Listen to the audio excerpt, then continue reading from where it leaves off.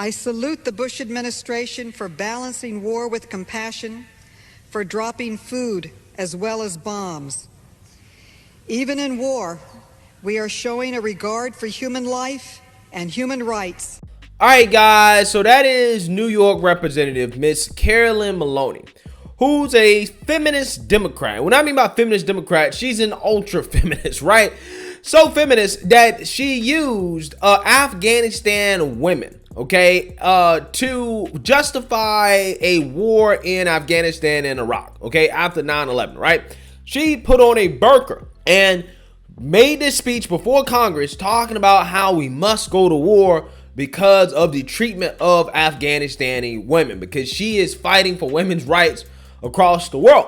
However, it doesn't seem like she created the right impression with the intended audience of that speech. Representative Carolyn Maloney in 2001 wore a blue burqa on the House floor to advocate for the invasion of Afghanistan, under this very Islamophobic narrative that Afghan women needed to be saved, right?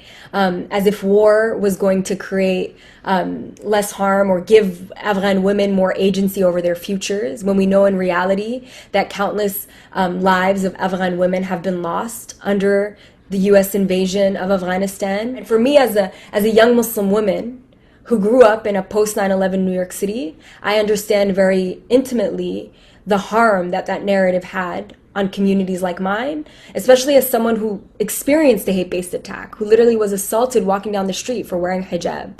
And so I think that this narrative did a lot of harm, and there needs to be a level of responsibility and accountability. Yeah, so fast forward to today, after 30 long years in Congress, Miss Carolyn Maloney is up for re-election against Mr. Gerard Nadler in the Democrat primary in New York's 12th district. Now, the reason why this is happening is because New York did some redistricting. And apparently the districts of Mr. Jerry Nadler and Carolyn Maloney basically got mixed together, and they have to run against each other to see who's actually going to represent that district.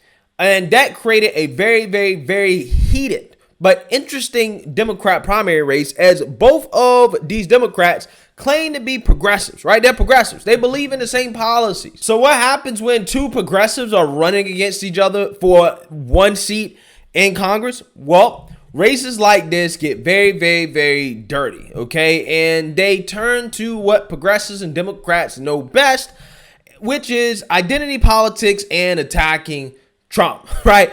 And that is what this race came down to.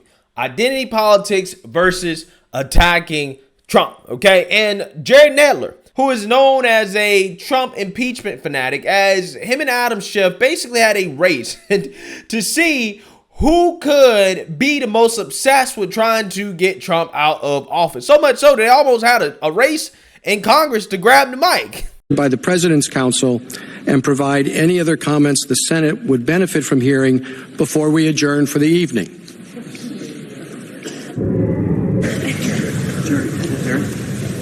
Mr. Chief Justice, members of the Senate, we've just heard from the House. Not only that, it seems like the guy can't really make up his mind in regards to whether or not it is okay to have a partisan impeachment process against a president of the United States, as back when Bill Clinton was in office and in 2018, he did not think that it was right to have partisan impeachments, but he all of a sudden changed his tune when it was time for the Democrats to try to impeach Trump. There must never be a narrowly voted impeachment or an impeachment supported by one of our major political parties and opposed by the other. Such an impeachment will produce the divisiveness and bitterness in our politics for years to come, and will call into question the very legitimacy of our political institutions. The American people have heard the allegations against the president, and they overwhelmingly oppose impeaching him. They elected President Clinton. They still support him. We have no right to overturn the considered judgment of the American people. Mr. Speaker, the case against the president has not been made. The resolution before us today appoints managers to prosecute the Senate impeachment trial of President Trump. This trial is necessary because President Trump gravely abused the power of his office when he strong-armed a foreign government to announce investigations into his domestic political rival. Yeah, so this guy decided that I'm going to run on trying to attack Trump, okay? And touting his role as one of the leaders in Trump's first 2 impeachment trials.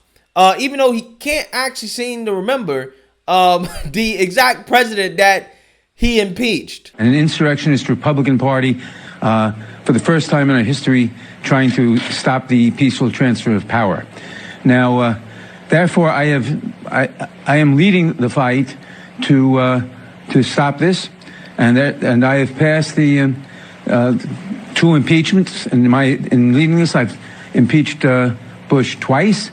Yeah, so Carolyn Maloney, on the other hand, decided to go with the identity politics. She went down the identity politics route, essentially accusing her opponent, Jerry Nadler, of being a part of the good old boys club. There is an old boys network that sticks together and they do not let women in. Carolyn Maloney is casting the choice between herself and her 12th congressional district rival, Jerry Nadler, as one between a proven feminist and an insular brotherhood, at a time when abortion rights are under siege and pay disparity is stark. I was friends with a lot of males that I worked with on the West Side, and now they won't even talk to me. They're all with Jerry, just like glue. In an interview Tuesday with New York One, Maloney grew more explicit on her attack on Nadler as benefiting from that so-called boys club because he's not up for the job.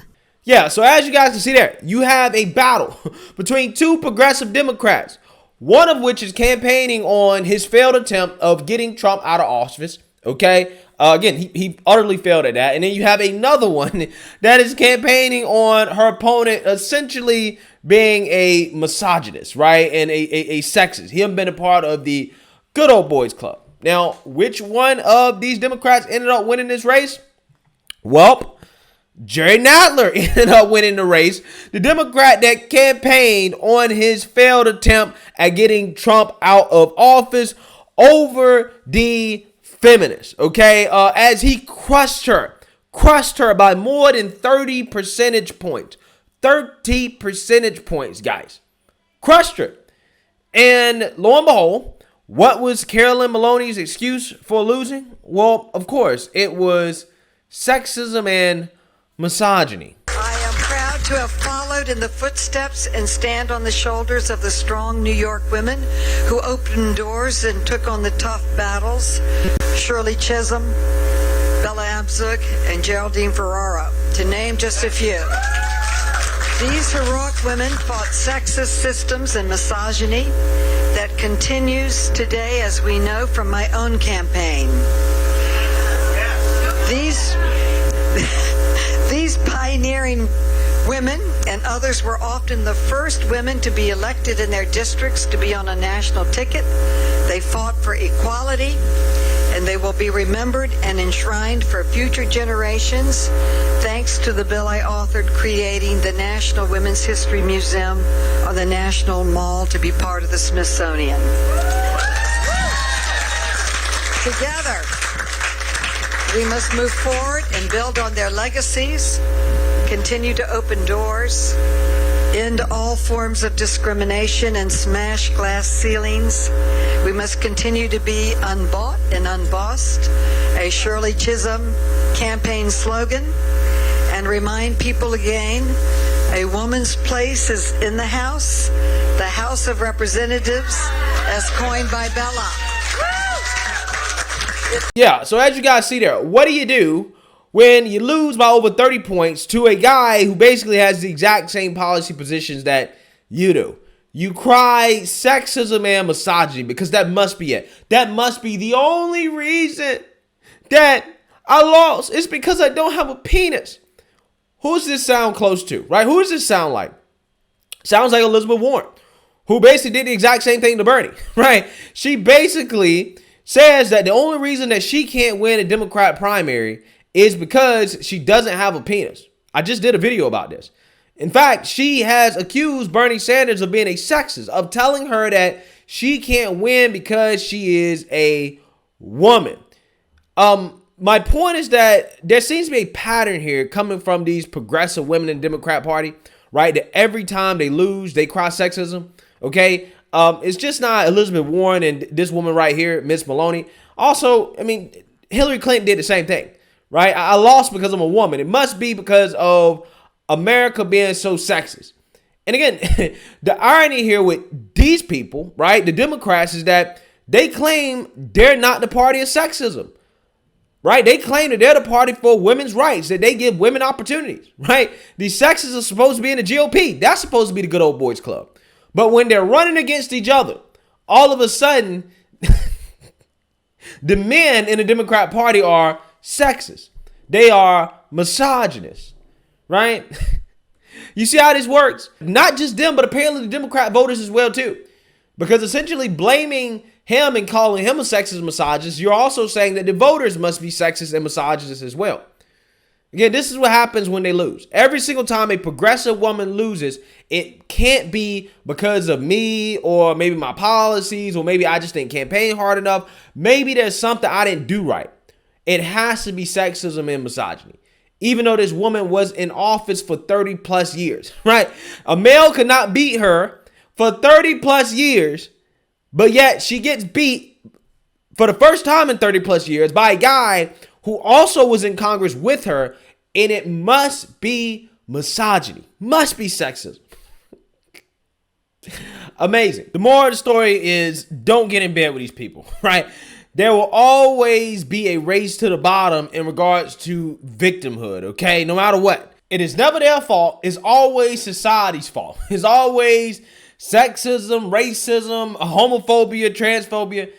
It's everything except them, right? It's never their fault, right? Never their fault. And it's just hilarious how they have no issues pulling this card out against each other when they are pitted against each other in these races. Again, I find it hilarious how that works. Okay, I find it hilarious how that works. So let me know what you guys think. Make sure you like, comment, and subscribe. Most importantly, share a Black conservative perspective. Peace.